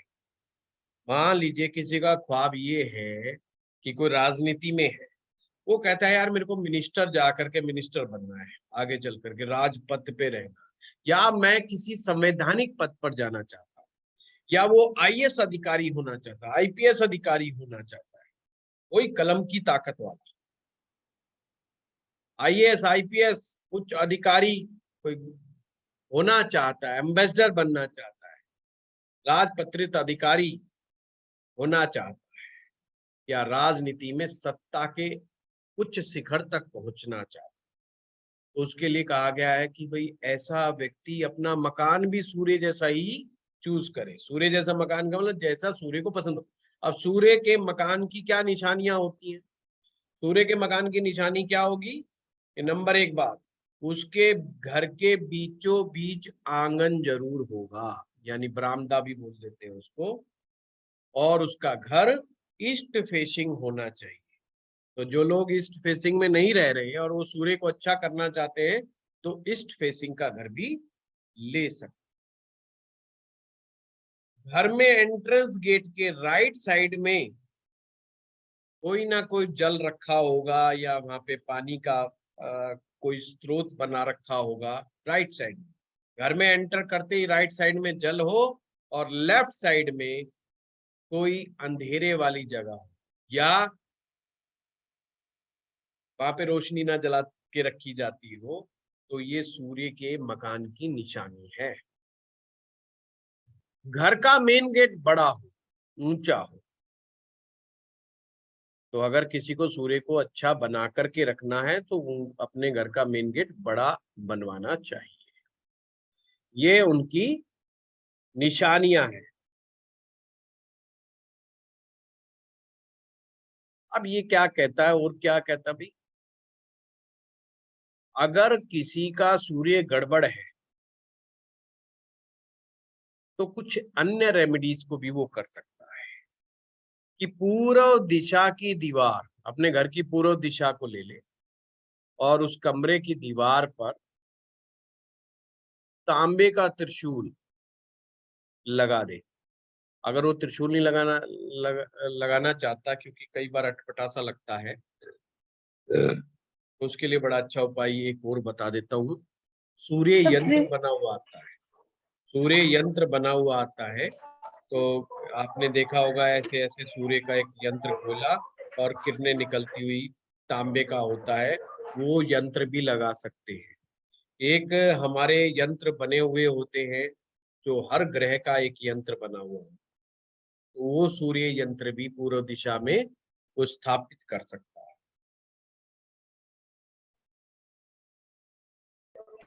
ईस्ट वॉल पे क्या? पूरब की दीवार पे। पूर्व की दीवार, हाँ yes, east facing, east facing. Sir वो जो एक फोटो आती है, फोटो आता है सूर्य के 7 घोड़ों वाला रथ के पे नहीं, सवार। वो नहीं प्रताप जी, क्योंकि यहाँ तांबा स्थापित करना बहुत जरूरी है। और क्या कर सकते हैं, जब भी आपको लगे कि सूर्य की स्थिति खराब है, देखो सूर्य की स्थिति को खराब होने के मैंने कई लक्षण बताए, एक लक्षण और भी है कि पिता की हेल्थ अच्छी ना हो, पिता के साथ उसकी बनती ना हो, अपने बॉस के साथ ना बनती। ध्यान रखना, पिता की हेल्थ अच्छी ना हो, पिता के साथ बनती ना हो, इन दोनों में से कोई एक बात हो, जरूरी नहीं दोनों ही हो। या तो पिता से बने नहीं तो भी सूर्य की खराबी की निशान, पिता की या हेल्थ खराब। अगर पिता से बहुत अच्छी बनती है पर पिता की हेल्थ भी खराब है तो ये सूर्य के खराब होने की निशानी नहीं। पिता के साथ अच्छे संबंध होना अच्छे सूर्य की निशानी है। अपने बॉस से न बनती है, बॉस उससे नाराज रहता, तो ये खराब सूर्य की निशानी है। सरकार के साथ भिड़ी रहती है, गवर्नमेंट के मतलब सरकारी अफसर आपके पीछे, सरकारी डिपार्टमेंट आपके पीछे पड़ जाए, तो जब भी किसी के पास ऐसा हो कि सरकारी डिपार्टमेंट, इनकम टैक्स वाला, ईडी वाला और ये म्युनिसिपल कमेटी विभाग या ये सब कोई नोटिस देने लग जाए, या सरकार आपके खिलाफ खड़ी हो जाए, या कोई गवर्नमेंट आपके ऊपर मुकदमा चालू कर दे, आरंभ कर दे, तो समझ लेना चाहिए सूर्य गड़बड़ है। तो ऐसे समय में आप सूर्य के मित्र ग्रहों की मदद लें। अब इनके मित्र ग्रह देखो कैसे लाल किताब में मित्र ग्रहों की मदद लेना भी एक उपाय है। तो इसका मित्र कौन कौन है? 3 ग्रह इसके मित्र है सूर्य के, मंगल, चंद्र और गुरु। मंगल, चंद्र, गुरु ये मित्र हैं। तो अगर सरकार के साथ प्रॉब्लम खड़ी हो जाए, पिता के साथ अनबन हो, बॉस के साथ अनबन हो, तो ऐसे व्यक्ति को पहली रेमेडी ये करनी चाहिए, सोना, चांदी और तांबा, 3 धातुएं लेनी है। सोना, चांदी, तांबा तीनों बराबर मात्रा में ले लें और उसका छल्ला बनवा लें उनको मिलवा करके, है ना। ऐसे तीनों को एक साथ ऐसे गूंथवा करके और एक छल्ला बनवा करके रिंग फिंगर में भी पहन सकते, रिंग फिंगर में पहन करके रखे। इसे सूर्य की उंगली कहा जाता है, रिंग फिंगर को सूर्य की उंगली कहा जाता है। दूसरा एक और उपाय अगर आपको ये उपाय नहीं करना, तो कोई हाथ में छल्ला नहीं पहनना चाहता, तो कोई ईस्ट डायरेक्शन में कोई ऐसी जगह बना ले जहां पर गोल्ड, तांबा और चांदी, पर ध्यान रखना तीनों बराबर मात्रा में तुलवा के सुनार से ले लें और उनको पूर्व दिशा की तरफ, अब ये दिखा के नहीं रखना, ये ध्यान रखना, ये छिपा के रखना है, क्योंकि लोग तांबा छोड़ जाएंगे, चांदी और सोना ले जाएंगे। तो ये आपने उनको स्थापित कर देना है कहीं, वहां पर हल्की फुल्की कोई अलमारी हो, कोई ऐसी जगह हो पूर्व दिशा की तरफ, तो ये 3 चीजें इकट्ठी करके आप रख दो बराबर बराबर मात्रा की, तो भी सूर्य को मदद मिल जाएगी। तो जब जब सूर्य को मदद मिलेगी, यानी कि आप किसी अधिकारी से मदद अगर आपको चाहिए हो, तो भी आप ये उपाय कर सकते हैं। मान लीजिए किसी सरकारी आदमी से आपको कोई काम करवाना है, पर काम जेन्युइन होना चाहिए। लाल किताब ध्यान रखिएगा, लाल किताब जो है जेन्युइन कामों को ही मानती है कि जेन्युइन काम ही करवाने चाहिए। लाल किताब बिल्कुल नहीं कहती कि आप उल्टे सीधे काम कराओ, 2 नंबर के काम कराओ। लाल किताब उसको राहु से संबंधित मानती है, वो कहते ठीक नहीं है। तो इसलिए अगर जो काम आपका जेन्युइन है, फिर भी कोई सरकारी अधिकारी आनाकानी कर रहा है, आपके काम को डिले कर रहा है, तो भी आप ये उपाय कर सकते हैं। यानी कि उस समय सूर्य की ही चीजों, सूर्य के मित्र की चीजों का सहारा ले सकते हैं। तो मेरे 2 क्वेश्चन है सर। एक अब तो जैसे आपने जब एक उपाय और किया जा सकता है, पूजा जी 1 मिनट रुक जाओ। जी सर, कोई बात। सूर्य, अब एक उपाय क्या किया जा सकता है, तांबे का लोटा ले लो, उसमें चंद्रमा के चावल भर दो और गुरु की चने की दाल भर दो, और ऊपर से ढक्कन से ढक करके रख दो अपने पूर्व दिशा की तरफ, तो भी ये मदद मिलती है। और तो ये प्लीज और रिपीट ये आप करना एक बार। हमेशा आगे तक के लिए रख करके रख सकते हैं, यदि आपको लगता है कि आपका सूर्य कमजोर है। सर चंद्रमा के चावल के साथ क्या बताया? पीली चने की दाल। सर बहुत ये सिंपल है, बहुत सिंपल है, ध्यान रखने का। जब भी हम कहें कि सूर्य के मित्र से मदद ले लो, यानी चंद्रमा की मदद है, मंगल की मदद है, गुरु की मदद है, और लाल किताब आपको छूट देती है, आप अपने आप भी रेमेडी तैयार कर सकते हैं, बशर्ते चीजें इन ग्रहों की होनी चाहिए। ये कोई हार्ड एंड फास्ट रूल यहाँ पर नहीं है कि साहब जोशी ने कहा है कि तांबे का लोटा ही लेकर के यही कहा चावल और चने की दाल से ही करूंगा मैं, ये जरूरी नहीं है। कहीं पर आप तांबा चांदी और सोना भी इकट्ठा करके रख सकते हैं। आप गुरु के लिए केसर भी लेकर के रख सकते हैं। अगर आपके पास, अपनी जेब को सबसे पहले देखना है कि कौन सा उपाय अपनी जेब के अनुसार, अपनी स्थिति के अनुसार आप कर सकते हो, उसी उपाय को अपनाना चाहिए। जैसे अगर केसर कहीं पर इस्तेमाल नहीं करते तो पीली हल्दी इस्तेमाल कर सकते हो आप। जैसे आप मान लीजिए चने की दाल का इस्तेमाल नहीं करना चाहते तो चावल, तांबे के बर्तन में चावल भर दो और उसमें जो हल्दी की गांठ होती है, साबुत हल्दी की गांठ, वो दबा के रख दो, हो गया जी, आपने स्थापित कर दिया, 3 चीजों को इकट्ठा मिक्स कर दिया। सिंपल है। आप प्रताप जी क्या कह रहे थे?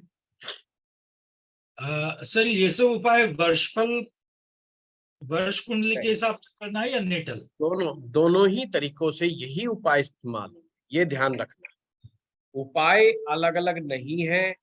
अगर बाई बर्थ चार्ट के अंदर ही मान लीजिए, जैसे मैंने कहा कि सूर्य और शुक्र किसी का 8वें में बैठ गया, पहली बात तो सूर्य ही मद्दा हो गया, ऊपर से शुक्र भी मद्दा हो गया। अब ऐसे हालात के अंदर क्या करें? या मान लीजिए अकेला सूर्य ही 8वें में बैठ गया, हमने कहा जी मद्दा हो गया। अब इसका उपाय कैसे करेंगे? आप सूर्य के मित्र ग्रहों की भी मदद लें और सूर्य के नियमों का पालन करना है। सूर्य के नियमों का पालन, मैंने वही बात बताई है, सूर्योदय के समय उठना है। सुबह 8 बजे से लेकर के 10 बजे तक का जो समय होता है, ये सुबह उठने का समय नहीं है। 8 बजे से पहले पहले हर हालत में उठना है आपने, तो ही सही माना जाए। अच्छा पक्का जो सूर्य तो उसे माना जाता है जब सूर्योदय के समय उठा जाए। तो ऐसे में आपको झूठ नहीं बोलना है, अपने कहे गए वचनों पर कायम रहना है, किसी से कोई प्रॉमिस कर दिया उसको पूरा निभाना है, ग्रेटिट्यूड की भावना रखनी है और चरित्र को बड़ा स्ट्रॉन्ग रखना है, चरित्रहीन नहीं होना। चरित्रहीन होते ही सूर्य खराब हो जाता है। समझ गए बात को? बहुत सिंपल है। हाँ प्रताप जी कुछ कह रहे थे आप? हाँ हो गई बात। अच्छा हाँ मीना जी बताइए। सर ये किसी भी दिन कर सकते हैं? देखिए हाँ बिल्कुल किसी भी दिन कर सकते हो, फिर भी आपने अगर प्रेफर करना हो तो आप संडे का दिन प्रेफर कर सकते हो। और सुबह 8 से 10 बजे के बीच में किया गया उपाय सूर्य के लिए सबसे अच्छा होता है, ये नोट करके। सुबह 8 बजे से 10 बजे के बीच में सूर्य का उपाय किया गया बहुत ही अच्छा माना जाता है। और एक दिन में एक ही उपाय स्टार्ट करना चाहिए। मान लीजिए आपने 3 उपाय लिख ली, मान वर्ष फल में आपका आया गड़बड़ या आपकी कुंडली में कोई गड़बड़ आई, आपने 3-4 उपाय लिखे हैं, तो एक दिन में एक ही उपाय शुरू करें। ये नहीं कि तीनों उपाय एक ही दिन शुरू करो, ये नहीं कर। सर 8 बजे से पहले नहीं करना चाहिए? 8 से 10 के बीच में। पाठ पूजा 8 बजे से पहले करो, सूर्य के लिए करनी है। जैसे उपाय सूर्य 8 को बजे जल से? दे, हाँ जैसे सूर्य को जल देना है, सूर्य उपासना करनी, तो 8 बजे से पहले पहले करो। सर सूर्य को जल देना भी क्या इतना इफेक्टिव होगा? सूर्य उससे अच्छा हो ये जाएगा? उपासना का पार्ट है, सूर्य उपासना का ये पार्ट, रेमेडी पार्ट नहीं है? ये रेमेडी पार्ट नहीं है, हमारे देश में वो चलता ही है ना। और सर कई बार अगर क्या होता है कि सामने वाला व्यक्ति है ना, सामने वाले को भी खुश करना होता है। प्रोफेशनल एस्ट्रोलॉजी में कई चैलेंजेस होते हैं और कस्टमर जो है चाहता है कि हर चीज मेरे हिसाब से हो। और ज्योतिषियों के पास एक बहुत बड़ा चैलेंज है, सामने वाला ये पहले से सोच के आता है कि इस डॉक्टर से मैंने दवा लेनी है, और दवा लेनी है तो कौन से वाली लेनी है, और इंजेक्शन लेना है तो कौन से वाला लेना है, या लिक्विड दवा लेनी है कि नहीं लेनी है। तो ज्योतिषी को खुद कहता है जी मंत्र मैं नहीं करूंगा, मैं फलानी चीज तो करूंगा ही नहीं, फलानी चीज को तो मैं मानता ही नहीं। तो उसके पास कोई ज्यादा बड़े ऑप्शन नहीं होते। अच्छा कुछ नालायक टाइप के भी लोग आ जाते हैं, ज्योतिषी भी समझ जाता है कि इसने करना कुराना कुछ है ना, तो वो कहता अच्छा है भाई क्या करूं, पीछे पड़ जाते हैं। वो कहता अच्छा यार तू सुबह सुबह एक काम कर, सूर्य को जल दे देगा। उसने ऐसा टास्क दे दिया, ये पट्टा करेगा ही। उसे पता है सूर्य इससे उठा जाना नहीं और इसने सूर्य को जल देना नहीं, और ये घूम फिर के मेरे पास आ भी जाएगा तो मैं कह दूंगा सूर्य को जल दिया था सुबह सुबह उठ करके। वो कहेगा जी वो तो मैं 2-3 दिन दिया। अगर कोई कहना 2-3 दिन दिया, समझ लो वो कुछ ने कुछ नहीं किए, वो अब पकड़ में आ जाता। तो प्रोफेशनल एस्ट्रोलॉजी में जो है कई चैलेंजेस होते हैं, तो मुंह की मुंह पे कहा भी नहीं जा सकता, मुंह की मुंह पे कहा भी नहीं जा सकता। इसीलिए तो कहते हैं ज्योतिषी का जो मंगल हो बहुत ज्यादा स्ट्रांग नहीं होना चाहिए, मुंह पे स्ट्रेट फॉरवर्ड बोल देता है? मेरे साथ बहुत सारे कटु अनुभव इसलिए होते हैं, कटु अनुभव में इसलिए कि मैं डांट भी देता हूँ, कई बार हड़का भी देता हूँ, और मुंह की मुंह पे भी कई बार बात कह देता हूँ, जो कि अच्छी तो नहीं है, पर कई बार निकल जाती है। कोशिश तो पूरी करता हूँ सब अच्छा अच्छा बोलता रहूं, पर कई बार डांट लग जाती सर, अगर किसी जातक के पिता की मृत्यु बचपन से हो जाती है, क्या वो भी सूर्य खराब को दिखाता है। है? वो निश्चित रूप से सूर्य की खराब, निश्चित रूप से सूर्य की। देखिए, पिता लाल का हाथ किताब ना कहती होना। है अगर आपकी जन्म पत्रिका में सूर्य किसी भी कारण से खराब हो गया, चाहे अपने स्थान से या अपने शत्रुओं के द्वारा खराब हो गया, तो आपने सूर्य के नियमों का पालन करना शुरू कर देना है, तो आप उस नेगेटिव स्थिति से बाहर आ जाओगे। जैसे बचपन में पिता मर गया, तो इसका पिता की डेथ हो गई, इसका मतलब सूर्य गड़बड़ है, कहीं ना सूर्य पीड़ित, चाहे वो पाप ग्रहों से पीड़ित हुआ हो, चाहे अपने स्थान पे बैठने से पीड़ित हुआ हो, कहीं ना कहीं परेशानी है। तो ऐसे में वो बच्चा क्या करे? क्या है वो सारी जिंदगी ऊंचाई पे नहीं बढ़ सकता? क्या सारी जिंदगी, क्या वो सरकारी नौकरी नहीं लग सकता, या सरकार में उच्चाधिकारी नहीं बन सकता? वो बन सकता है। लाल किताब कहती है ऐसा कोई नियम नहीं है कि अगर एक बार नीच का होगा तो नीच का ही रहेगा, बस उसको अपने कर्मों पे ध्यान देना है। सूर्य भगवान हमारे कर्म के साक्षी है, और शनि भगवान हमारे कर्मों को लिखते रहते हैं, जो तुम कर रहे हो ना वो नोट करते रहते हैं, और सूर्य भगवान प्रत्यक्ष रूप से साक्षी होते हैं हमारे कर्मों के। इसीलिए 2 दिन का समय है वो पूरा का पूरा सूर्य का समय माना जाता है। तो ये जो सूर्य का समय जो होता है, ये पूरे दिन का समय है, ये सूर्य का माना जाता है, पर उसमें से भी 8 से 10 बजे का जो समय होता है, ये सूर्य के उपाय करने के लिए सर्वथा उपयुक्त माना। सर, अगर कुंडली में सूर्य, मंगल और गुरु साथ में हो, अगर वो भी अगर जैसे 1, 3 जो आपने अच्छे वाले भाव बताए, तो क्या उन्हें फिर उपाय नहीं करना पहली चाहिए, बात लेकिन तो नियम सूर्य ध्यान के रखने साथ चाहिए? मंगल बैठ गया, सूर्य के साथ गुरु बैठ गया, उसके मित्र ग्रह बैठे। मित्र ग्रह सूर्य को मदद पहुंचाते हैं, ऐसे में सूर्य कमजोर नहीं पड़ता। क्यों नहीं पड़ता? उसके साथ पहली बात है, जब जब सूर्य मुसीबत में आएगा, उसके पास कोई ना कोई है मुसीबत देने के लिए, या तो मुसीबत गुरु पे डाल देगा या मुसीबत मंगल पे डाल देगा, पर खुद बच निकलेगा। जैसे आप पुराने समय भी देखते होंगे, जब युद्ध होता था तो उसका वजीर यानी कि जो उसका वो सेनापति होता था, वो अक्सर राजा को बचाने की कोशिश करता था जब युद्ध हार रहे हो। वो राजा को कहता था तुम भागो यहाँ से, तुम निकलो। तो अक्सर राजा अपने आप को सेफ बचाने के लिए क्या करता था? सेना को भी छोड़ जाता था, सेनापति को भी छोड़ जाता था, यारे प्यारों को भी छोड़ जाता था, खुद वो युद्ध में भी छोड़ के भाग जाता।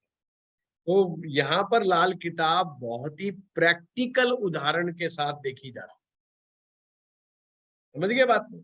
तो अपने साथ बैठे हुए ग्रह पर वो मुसीबत डालता रहता है, तो खुद बचा रहता है, खुद सेफ रहता है। आप खुद सेफ रहेगा तो इसका मतलब पिताजी सेफ रहने के चांसेस बढ़ जाएंगे, पिताजी का सुख मिलने के चांस बढ़ जाएंगे, सरकार से रिलेटेड तकलीफें आने के चांस बढ़ जाए, मतलब चांस नहीं रहेंगे, है ना? तो वो सब चीजें, थोड़ा रुआबदार होगा, मजबूत तरीके से अपनी बात को रखेगा, है। आप पूजा जी आप बताएं। Thank you sir. हाँ जी सर। सर आपने जैसे वो 3 दांत का छल्ला बोला, तो वो मेरे बेटे का जैसे 8th सूर्य और शनि 8th में है। अभी मैं अ, पूजा जी और उसके बारे में ना, अभी मैं सिर्फ आपको व्याकरण समझा रहा हूँ।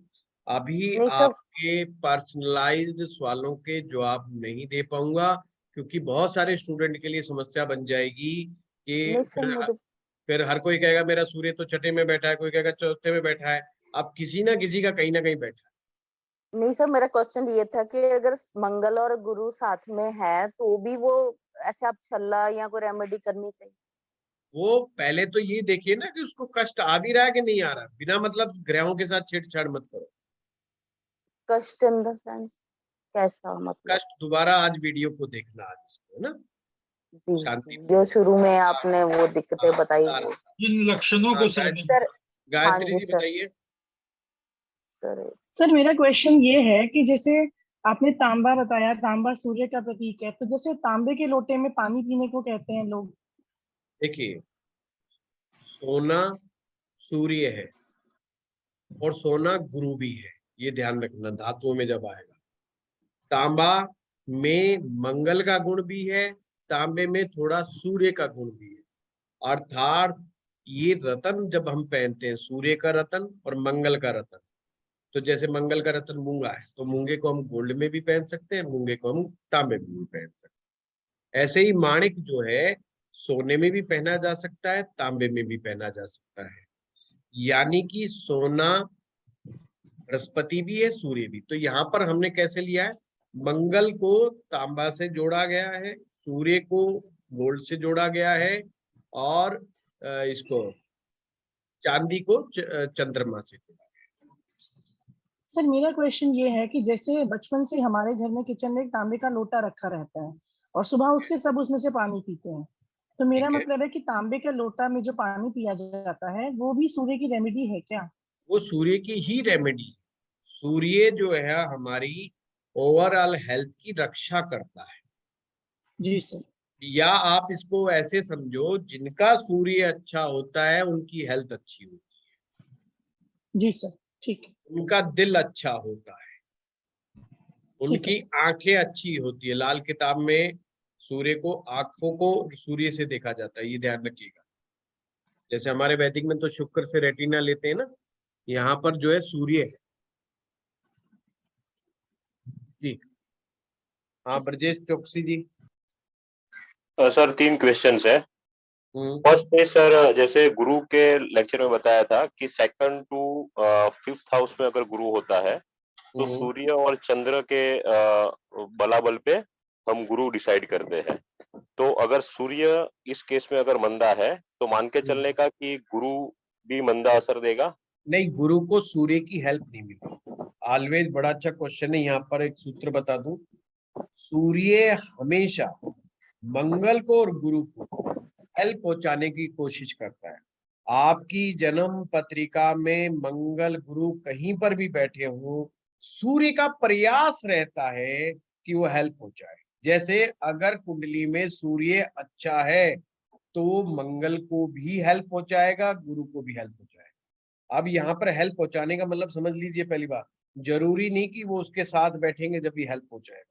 वो कुंडली में कहीं पर भी बैठे हो मंगल और गुरु, अगर सूर्य किसी का अच्छा है तो ऑटोमेटिक हेल्प मंगल को भी मिलती है और बृहस्पति को भी मिलती है। तो मतलब सर सूर्य को मजबूत करने से गुरु और मंगल अपने आप रिजल्ट देना चालू कर। इसका मतलब ये है ब्रजेश जी कि सूर्य अगर अच्छा होगा तो गुरु जल्दी सी जो है ना मतलब खराब नहीं हो पाए उसको, क्योंकि उसको सूर्य से ताकत मिलती जाती है।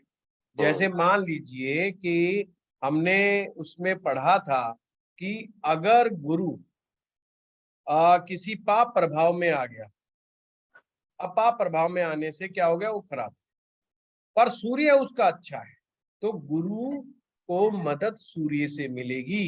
यानी गुरु क्या था, गुरु हमारी ज्ञान था, हमारा नॉलेज था, पर यहाँ पर सूर्य की मदद मिलने से मतलब है सूर्य की अकल, पर उस व्यक्ति में सूर्य की अकल आ जाएगी, यानी कि दूसरों से काम कराने की अकल आ जाएगी। इसीलिए आप कई बार देखते हैं कि गुरु खराब अवस्था में भी होता है तो भी व्यक्ति की अकल अच्छी होती है। तो कई बार हमें तो बड़ा कंफ्यूजन हो जाता है कुंडली देखने पर, नए स्टूडेंट को खास करके, कि यार इसका लगने में तो गुरु खराब लग रहा है पर ये तो पढ़ा लिखा है, इसकी तो डिग्री भी पूरी है, इसने तो पढ़ाई भी पूरी की है। तो आप पाएंगे कि उसकी कुंडली में कहीं ना कहीं सूर्य अच्छा है। अगर सूर्य अच्छा हो गया तो गुरु को ऑटोमेटिक हेल्प मिल जाए। तो वहां पर ये समझाने का प्रयास था, अगर गुरु, अगर मान लो सूर्य कहीं फंस जाता है बुरी तरीके से, या सूर्य कमजोर पड़ जाता है, सूर्य मंदा हो जाता है, या सूर्य अच्छा असर नहीं दे रहा है, तो गुरु का असर भी गड़बड़ा जाएगा। Okay sir. और बेशक वो सेकंड, अच्छे भाव में बैठे, बेशक वो अच्छे भाव में बैठे, समझाने का मतलब ये था। जैसे 12 से लेकर 5 भाव थे, तो ये तो आप देखें, अगर हम 12वीं को छोड़ दें तो 1 से 5 तो में हम पहले भाव को, चौथे को, पांचवे को बड़ा अच्छा मानते ही मानते। तो उसमें क्या समझाया था कि पहला उदाहरण क्या दिया था कि अगर गुरु भी लगन पर बैठा हो तो गड़बड़ हो सकता है, अगर सूर्य चंद्रमा गड़बड़ा जाए तो। Correct sir. दूसरा क्वेश्चन सर है कि अगर सूर्य अपना जो आफत आती है वो किसी और ग्रह पे डाल रहा है, तो हमको उस ग्रह का बलवान बनाना चाहिए कि सूर्य का रेमेडी करना चाहिए? ये बड़ा ही ट्रिकी क्वेश्चन है। नंबर एक बात कि जो आफत आ रही है वो आफत दूसरे पर डालेगा। अब वो आफत का लेवल क्या है वो कुंडली के भाव डिसाइड करेगा। समझो बात को। जैसे कि सूर्य और शुक्र चौथे भाव में बैठ गए, तो सूर्य यहाँ पर बैठ करके क्या करेगा, शत्रु को डेंट नहीं मारता, तो यानी कि शुक्र को यहाँ पर ये डेंट नहीं मार रहा है, यानी यहाँ ये चोट नहीं मार रहा है। कभी भी सूर्य पीड़ित होगा तो ऐसा व्यक्ति पीड़ित होने पर अपना प्रभाव शुक्र पर डालेगा, पर यहाँ चौथे में बैठा होने के कारण ये ज्यादा असर नहीं दे पाएगा नेगेटिव, तो शुक्र पर असर कम आएगा। पर यही स्थिति सूर्य शुक्र की अष्टम में आ जाए तो, और सूर्य खराब है ही पहले से, अब वो क्या करेगा, अपनी खराबी का असर शुक्र पर और डाल देगा, तो ये प्रॉब्लम बहुत बढ़ जाएगी। तो जिन लोगों की कुंडली में, खास करके पुरुष की कुंडली में सूर्य शुक्र एक साथ 8वें में हो जाए, तो मैरिज लाइफ की तो बस भगवान ही रक्षक है। Okay sir. और सर तीसरा क्वेश्चन ये है कि हम इससे प्रेडिक्शन मतलब जैसे हमको साइंस भी देखना है कि मतलब क्या सिम्टम्स दे रहा है। कभी कभी हो सकता है, मैंने 2-3 चार्ट में देखने का ट्राई किया कि अगर सूर्य का स्थिति अच्छा है, वो अपना लाल किताब की डेफिनेशन से मंदा भी नहीं है, फिर भी पापा नहीं है, ऐसा कुछ प्रॉब्लम है, सो हमको सिम्टम्स भी साथ साथ में पैरेलल ही जानना चाहिए और इस हिसाब से भी रेमेडी को तैयार करना चाहिए, या प्रेडिक्शन? रेमेडी हमेशा इसी आधार पर होगी। पहली बात तो ऐसा नहीं होता है, कहीं ना कहीं देखने में आपसे चूक हुई है कि अगर बचपन में ही पिता की डेथ हुई है, अभी आगे चल के कुछ और रूल्स आएंगे कि उम्र के भाव माने कौन कैसे देखे जाते हैं, पहला दूसरा तीसरा पहले भाव से, चौथा पांचवा छठा दूसरे भाव से, सातवां आठवां नौवां तीसरे भाव से उम्र का दौर देखा जाता है। फिर 10वें भाव से सीधा 10वें साल, 10वां 11वां 12वां, फिर 11वें भाव में आगे की उम्र हो जाएगी, फिर 12वें भाव में हो जाएगी, फिर ऐसे हाउस बदलेंगे कि कौन सी उम्र में, फिर वहां पर उस वर्ष फल को भी देखा जाएगा कि वर्ष फल में कहीं बहुत बुरे हालात में तो सूर्य नहीं पहुंच गया था कि पिता उनसे छिन गया, ओके। तो वहां सूर्य के बिना खराब हुए पिता का सुख खत्म नहीं हो, ये हमेशा ध्यान रखें। Okay, thank you sir. हाँ मालविका जी। सर 2-3 क्वेश्चंस है मेरे। एक तो ये कि जो आपने 3 धातु वाली जो रिंग बताई है, आपने बोला कि उसको खाली रिंग फिंगर में पहनना है, क्या उसको इंडेक्स में भी पहन सकते हैं? इंडेक्स में नहीं, रिंग फिंगर में पहनिए, सूर्य की उंगली। इंडेक्स ये बृहस्पति की उंगली है, जुपिटर की उंगली जी है ना, तो उसमें नहीं। कोशिश कीजिए, अगर आपने सूर्य को मदद देनी, ये हम मदद देने वाला उपाय कर रहे हैं। हमेशा ध्यान रखिए, अगर आपने टेंशन फ्री ज्योतिष को सीखना है तो लॉजिक को समझना शुरू कर दीजिए, तो दिक्कत नहीं आएगी। हम ये कौन सी मदद कर रहे हैं, 3 धातु वाली। सूर्य को मदद मिल रही है उसके मित्र ग्रहों के द्वारा, तो सूर्य की उंगली में डालेंगे तो सूर्य के तीनों मित्र उसके साथ हो गए, उसकी उंगली में तीनों मित्र उसके साथ हो गए ना, तो वो हमारे साथ, तो ये वो वाली रहे। या पूर्व दिशा में इनकी 3 चीजों को लेकर के रख दो, पूर्व दिशा भी इष्ट मतलब सूर्य की दिशा है, वो भी हम करके कर सकते हैं। और ये रेमेडीज जभी करनी है जब हमें नेगेटिव लक्षण प्राप्त होते हैं सूर्य के कमजोर होने के। अक्सर जो सबसे बड़ी कंप्लेंट जो होती है सूर्य के कमजोर होने की, कि मेरी कोई बात समझता नहीं, मुझे लोग उतना रेस्पॉन्स नहीं देते हैं, या मुझे क्रेडिट नहीं मिलता है। मैं लोगों के लिए बहुत कुछ करता हूं पर मुझे क्रेडिट ही नहीं मिलता है, सामने वाला उस मदद को मानता ही नहीं है कि तुमने इतनी अच्छी सी मदद की थी, जबकि हमने तो बड़े ढंग से मदद की थी। तो घर परिवार में भी उन लोगों को कोई खास तहजीर नहीं दी जाती, उनके कहे का असर नहीं होता। तो ये सूर्य की कमजोर, तो ऐसे व्यक्ति का चार्ट देखोगे तो सूर्य की कमजोरी नजर आएगी। अगर चार्ट में सूर्य की कमजोरी नजर ना आए तो दो चीजें हमेशा ध्यान रखना, या तो व्यक्ति वचन का पक्का नहीं होगा, या व्यक्ति चरित्र के मामले में कमजोर है। अब बहुत डिटेल में जब हम आगे पढ़ेंगे तो वहां पर मैं पहले एडवांस में ही समझा रहा हूँ, कुछ लोग मानसिक रूप से चरित्रहीन होते हैं।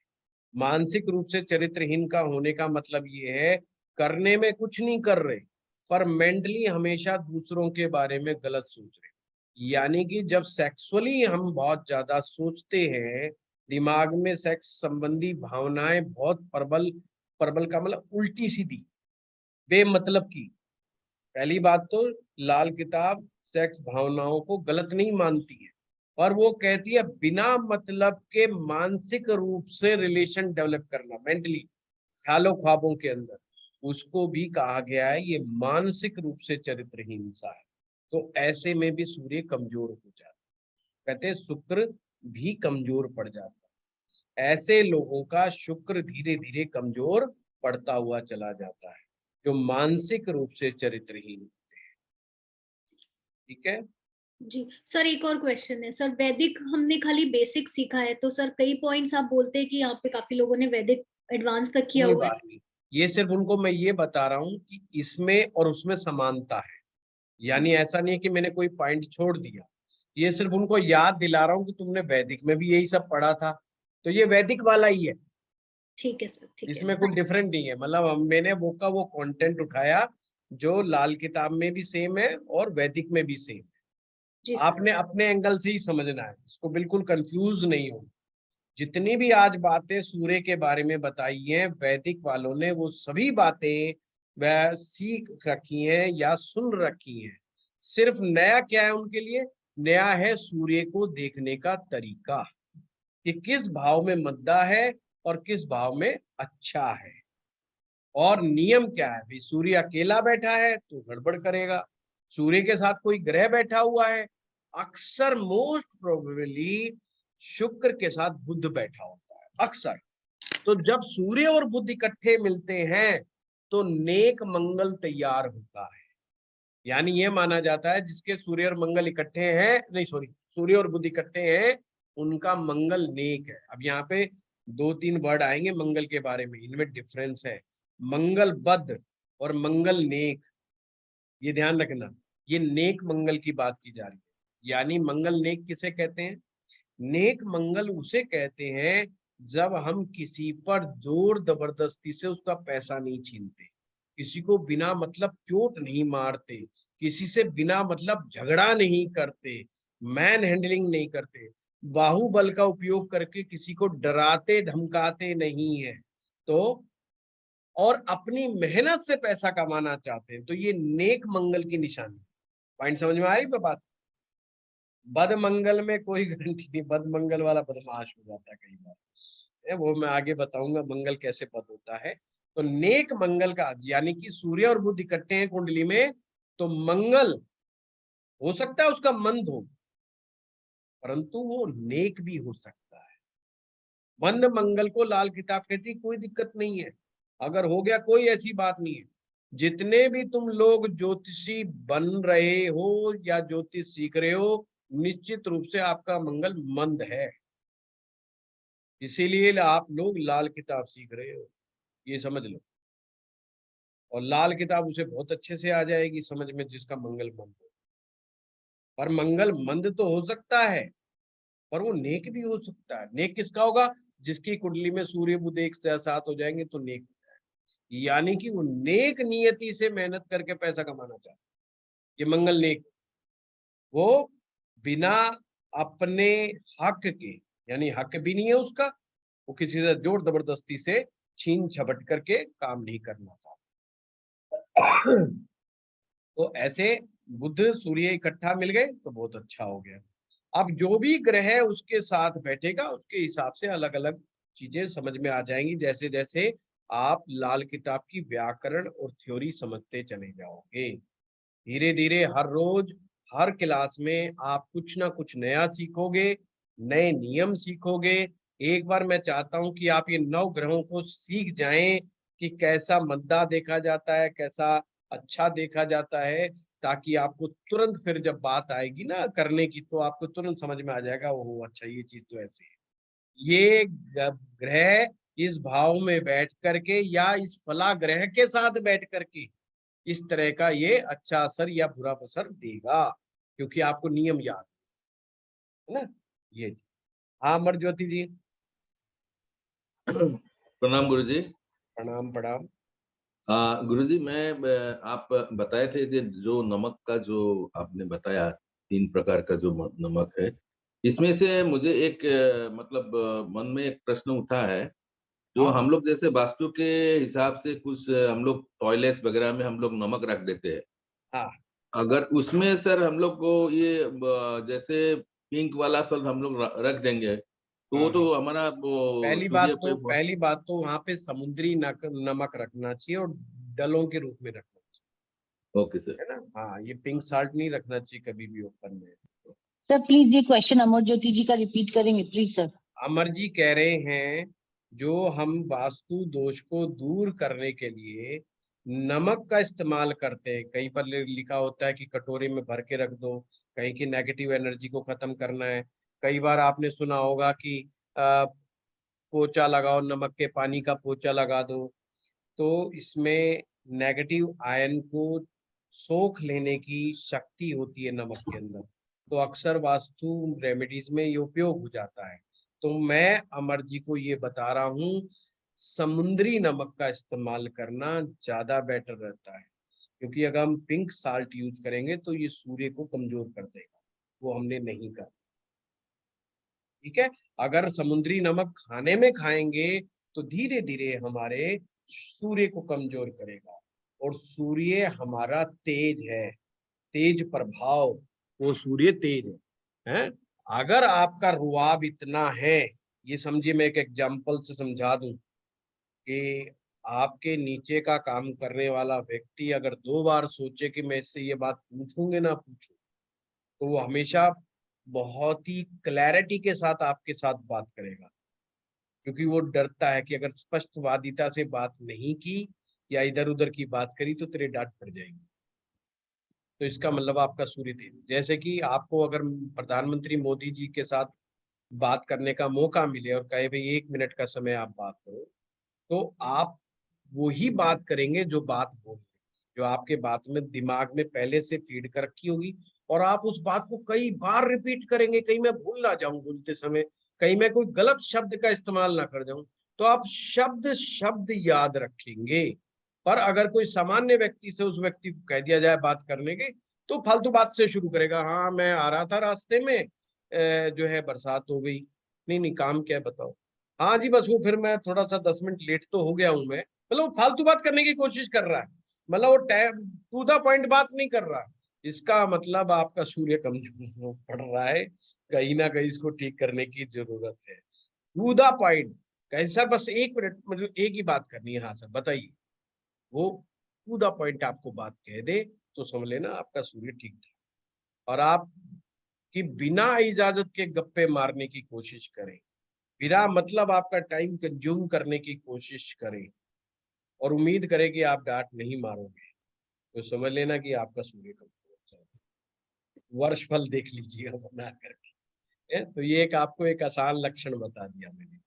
गुरुजी और एक वास्तु के जो उपाय रहते हैं, जैसे पूर्व दिशा में राम दरबार या राम जी का राम दरबार, और हाँ तो राम, राम जी का भगवान फोटो। राम मैंने आज क्या बताया है, हाँ सर, भगवान राम भी सूर्य है। तो वहां पे लगा सकते हैं हम लोग हाँ पूर्व दिशा में। बिल्कुल डेफिनेटली लगा सकते हैं, भगवान राम प्रतीक है सूर्य के, वो क्षत्रिय भी हैं, वो राजा भी हैं, वो पालनकर्ता भी हैं, वो मर्यादा पुरुषोत्तम भी है, वो संयमशील व्यक्ति भी है।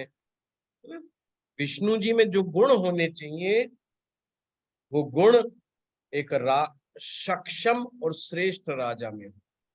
अब विष्णु जी का तो गुण ये भी था कि मोहिनी का रूप धारण कर लिया। विष्णु जी में तो ये भी गुण है कि मुझे किसी भी तरह की कोई प्रॉब्लम सॉर्ट आउट किसी से नहीं हो रही है तो विष्णु जी के पास जाओ, विष्णु जी उसे चालाकी और अकल से भी ठीक करते हैं। तो वही अकल सूर्य की अकल कही गई है कि दूसरे को दूसरी के जाल में कैसे फंसाना है, ये भी सूर्य की अकल है। तो राजा करता क्या, राजा यही काम करता है। सूर्य को समझना हो तो राजा को समझो, भगवान राम को समझो, विष्णु जी की शक्तियों को समझो। भगवान विष्णु क्या है, सभी के पालन करता है। जिसको भी सूर्य अपना उच्च का बना के रखना। अब यहाँ लाल किताब बार बार ऐसी बात करेगी उच्च का, इसको उच्च का मतलब ये मत समझ लेना कि आपका सूर्य मेष राशि में आके बैठ जाएगा, ये गलती मत समझ लेना। जो ग्रह जिस भाव में जिस राशि में बैठा है वो वहीं पे बैठा रहेगा, चाहे आप कोई उपाय करो, पर उसका कहने का मतलब होगा कि उच्च के समान फल दिखाएगा। तो लाल किताब इसके बारे में क्या कहती है, अपनी कमाई का 25% हिस्सा, अपनी कमाई का 25% हिस्सा धर्म पर, पुण्य कर्मों पर, धर्म पर, पुण्य कर्मों पर और दान पर खर्चने वाला व्यक्ति का सूर्य ऑटोमेटिक अच्छा हो जाता है। हमारे यहाँ पर 1/10 हिस्सा दान करने की बात कही है, पर अगर सूर्य अच्छा बनाना है तो 1 लाख कमाते हो तो 25,000 रुपये खर्च करो, दान पर, धर्म पर, पुण्य कर्मों पर कर अच्छा करो, तो सूर्य अच्छा होगा। सूर्य अच्छा होगा तो प्रभाव क्षेत्र अच्छा होगा, बड़ा होगा। बच्चा भी 2 बार मतलब सोचेगा आपसे बात करने में कि हाँ पापा नाराज तो ना हो जाए। परंतु एक चीज ध्यान रखना, सूर्य की मिजाजी गर्म मिजाजी है, पर वो गर्म मिजाजी बिना मतलब किसी को परेशान नहीं करती। वो हमेशा गर्म मिजाजी चीजों को मैनेज करने में होती है, मैनेज करने के लिए होती है गर्म मिजाजी, डैमेज करने के लिए होती है। हमेशा सभी लोग बोलेंगे मेरे पीछे पीछे, सूर्य की गर्म मिजाजी मैनेज करने के लिए होती है, डैमेज करने के लिए नहीं। मंगल की गर्म मिजाजी डैमेज करने के लिए होती है, मैनेज करने के लिए नहीं होती। इसलिए सूर्य जो गर्मी दिखाता है, यानी कि जो बड़ा अधिकारी जिसका सूर्य अच्छा होगा, वो गर्मी जो दिखाएगा चीजों को सही ढंग से मैनेज करने के लिए दिखाएगा, बिना मतलब अपने पद का दुरुपयोग करते हुए गर्म मिजाजी नहीं दिखाएगा। अर्थात सूर्य की मंशा क्या होती है, सामने वाले को सही ढंग से राह दिखा दे, उसको सुधार दे, पर उसको डैमेज ना करे। अगर कोई अधिकारी, बड़ा अधिकारी छोटे कर्मचारी को डैमेज मारता है अपने पद का दुरुपयोग करके, तो ये सीधा सीधा लक्षण है कि उसका सूर्य अच्छा है ही नहीं और उसको अपने डिपार्टमेंट में सफलता भी नहीं। इसलिए अगर कोई भी हमारे में स्टूडेंट ऐसा है जो सरकारी अधिकारी है, तो नीचे वाले लोगों को डैमेज नहीं करे, बस डांट धमका करके छोड़ दे, गर्मी दिखा के छोड़ दे, अपनी सूर्य वाली गर्मी दिखाए और छोड़ दे। मतलब ये नहीं कि उसका नौकरी से ही निकल जाए वो, या नौकरी छोड़ने पर मजबूर हो जाए बेचारा, ऐसा प्रयास नहीं करना चाहिए। बहुत बड़ा आप सूत्र बताया सर ने। हाँ शशि जी। सर नमस्कार। नमस्कार बेटा। सर 2 क्वेश्चन, 2 डाउट है सर। हाँ बताइए। जैसे हम वैदिक में राशि परिवर्तन लेते हैं, क्या बताइए। वैदिक में राशि परिवर्तन को हम देखते हैं, तो क्या लाल किताब में हम राशि परिवर्तन को देखेंगे? हाँ बिल्कुल देखेंगे, पर इसमें राशि परिवर्तन नहीं होता, इसमें भाव परिवर्तन है एक प्रकार जी। राशि परिवर्तन नहीं है कि किस भाव का स्वामी कहाँ पर आकर के बैठ। जैसे फॉर एग्जाम्पल शनि का घर यहाँ जन्म पत्रिका में कौन सा है, 10वां भाव है, 11वां भाव है, और सूर्य का कौन सा भाव है, 5। पहले में तो उच्च का हो गया, उसका भाव तो 5वां है। अब शनि तो 5वें में आके बैठ जाए और सूर्य 10वें में जाके बैठ जाए, तो ये परिवर्तन हो गया। तो इसको लाल किताब कहती है अब ये मददगार हो गए, सूत्र बदल गए ना। हम क्या कह रहे थे कि सूर्य शनि दुश्मन है एक दूसरे के, परंतु लाल किताब कह रही है अगर सूर्य शनि के घर में बैठ जाए, शनि सूर्य के घर में बैठ जाए, तो ये शत्रु व्यवहार नहीं करेंगे, ये मददगार हो जाएंगे, एक दूसरे के मदद पहुंचाएंगे। और मदद किस तरह से मिलती है, अगर आप चाहते हैं आपके पास कोई सेक्रेटरी हो, या आपकी पोस्ट ऐसी हो जाए जिसमें सेक्रेटरी मिल जाए आपको, जिसमें अक्सर गवर्नमेंट जॉब में सेक्रेटरी मिलते हैं या नेताओं को सेक्रेटरी मिलते हैं, या प्राइवेट जॉब में भी जिनके पास पर्सनल सेक्रेटरी हो, तो उनका जब ही होता है जब उनकी कुंडली में सूर्य शनि विरोध में नहीं होते बल्कि मदद में होते हैं, तो उनको सेक्रेटरी मिलता है। जब सूर्य और शनि की इक्वेशन ठीक होती है तो उस व्यक्ति को सेक्रेटरी मिलता है। सेक्रेटरी शनि ग्रह का प्रतीक है और बॉस सूर्य का प्रतीक है, तो बॉस को सेक्रेटरी मिला यानी सूर्य शनि सही हालात के अंदर है। अगर शनि का हालात गड़बड़ है, सूर्य ठीक भी होगा तो सेक्रेटरी नहीं होगा, तो सेक्रेटरी नहीं होगा तो आप बड़े पद पे नहीं जाओगे, ऊंचाई पे नहीं पहुंचोगे, आपकी स्थिति वहीं पर एक बनकर रह जाएगी, एक लोकल लेवल के ऊपर आप रहोगे, ऊपर लेवल पे नहीं जा पाओगे। तो लाल किताब सूर्य ऐसे बॉस सर, यानी कि इसको हम ऐसे ले सकते हैं कि सूर्य बॉस और शनि सेवक। शनि तो सेवक है, सूर्य, हाँ बिल्कुल बिल्कुल, पर ये वो वाला सेवक नहीं है, वो शनि का कमजोर होने से वो सेवक ज्यादा हो जाता है। पर शनि और सूर्य दोनों के हालात अच्छे होते हैं तो एज ए सेक्रेटरी काम करता है। सेक्रेटरी जस्ट राजा की तरह, मतलब उस बॉस के वाले काम वो खुद निपटा सकता है। क्या कहते हैं, अरे यार बॉस नहीं मिला, उसके सेक्रेटरी से बात कर लो। राजा से बात करवाने का जरिया सेक्रेटरी के पास होता है, यानी बॉस से बात कराने का जरिया या पावर उस सेक्रेटरी के हाथ में होता है। डिसीजन मेकिंग, उसके ना होने से डिसीजन मेकिंग, फिर वही शनि नहीं, पूछ के तो करेगा सूर्य से, इजाजत के बिना, सूर्य की इजाजत के शनि डिसीजन नहीं लेगा, पर शनि उसके लिए हेल्पफुल होगा। तो उसके बहुत सारे काम, यानी राजा के तनाव को, मैंने अभी क्या सूत्र बताया था, सूर्य अपने ऊपर टेंशन नहीं पाल के बैठता भाई, वो अपनी टेंशन दूसरे को पकड़ा देता है। तो यहाँ पर जब शनि मददगार हो जाएगा तो अपनी टेंशन किसको दे देगा, सूर्य को, शनि को दे देगा। वो कहेगा अच्छा मेरे ये फलाने फलाने फलाने काम तू निपटा, मुझे तो मेन डिसीजन लेने के लिए बता, बस क्या यस और नो ये मैं बोलूंगा, बाकी तू सुलट इन लोगों को सभी। जैसे अक्सर लोग अपने नेता लोग करते हैं कि जब डायरेक्ट नहीं मिलेंगे, आपके मंत्री जी के सेक्रेटरी से बात करनी पड़ेगी, तो मेन बात होगी, कोई फाइनल बातचीत होगी तो आपको मंत्री जी के साथ मुलाकात, ठीक है। सर सेकंड एक क्वेश्चन सर, क्या हमारे पास यहाँ अस्त का कॉन्सेप्ट है सर? नहीं, उसके जैसा कंसेप्ट है, अस्त का नहीं है, उसके जैसा है। ठीक है सर, थैंक यू सर। और ज्योति, हाँ कविता जी, चलो सभी का हो गया। कविता जी अभी सर मेरा एक क्वेश्चन था। हाँ बताइए।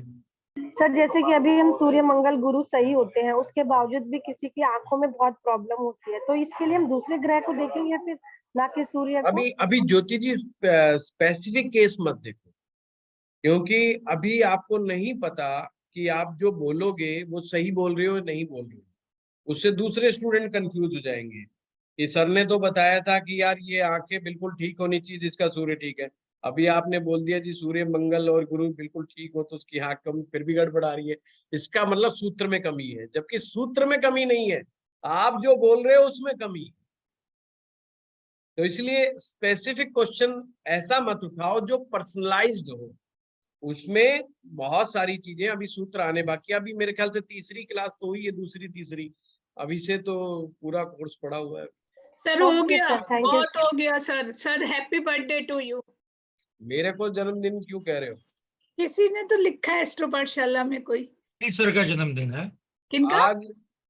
आज जो है श्री मनोज कुमार भंडारी जी। ओ अच्छा, गुरु जी लिखा था, मैंने कहा उनमें। पूजनीय गुरु जी का जन्मदिन है आज। वो भी है इस क्लास में, उनको भी हमारी तरफ से बहुत बहुत हमारी तरफ से उन्हें भी बहुत बहुत शुभकामनाएं, सभी लोगों की तरफ से, सभी लोगों की जहाँ तरफ भी से। रहे मस्त रहे, तंदुरुस्त रहे, स्वस्थ रहे और हमारा ख्याल रखते रहे, तुम्हारा सभी का ख्याल रखते रहे, तुम पर आशीर्वाद बरसाते रहे। सर मेरा एक क्वेश्चन है, मैंने उनके बिना पर आपको आशीर्वाद दे दिया। Thank you thank you thank you thank you. हाँ बताइए कोई।